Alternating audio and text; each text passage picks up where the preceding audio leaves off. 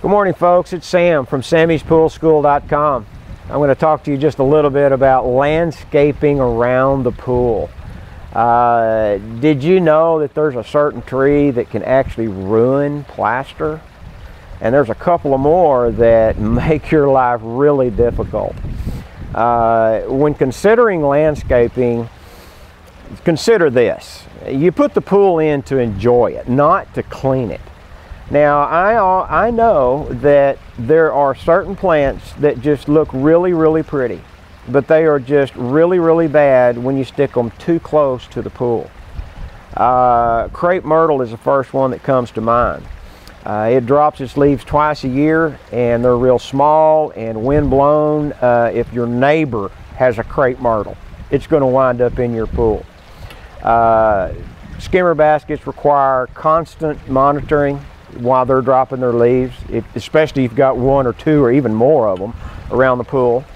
But consider that when you're designing the backyard. You want to be able to enjoy the pool, so you don't want to put plants in any kind of other vegetation around the pool.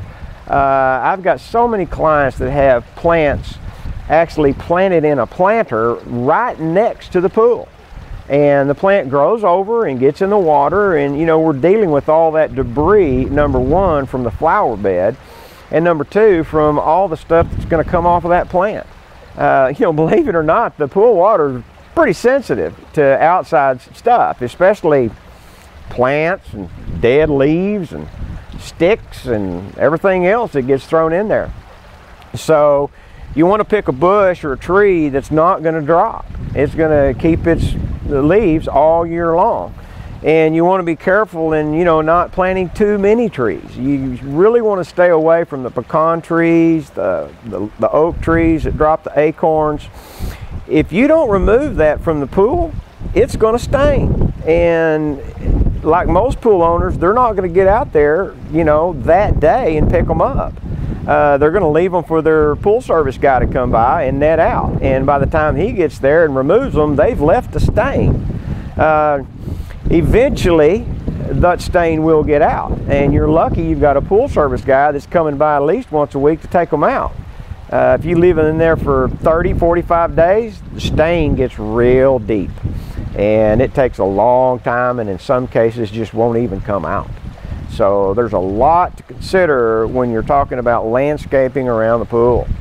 The bark that everybody likes to put down, it's real bad. It just floats around, then it gets waterlogged, gets caught in the pool cleaner.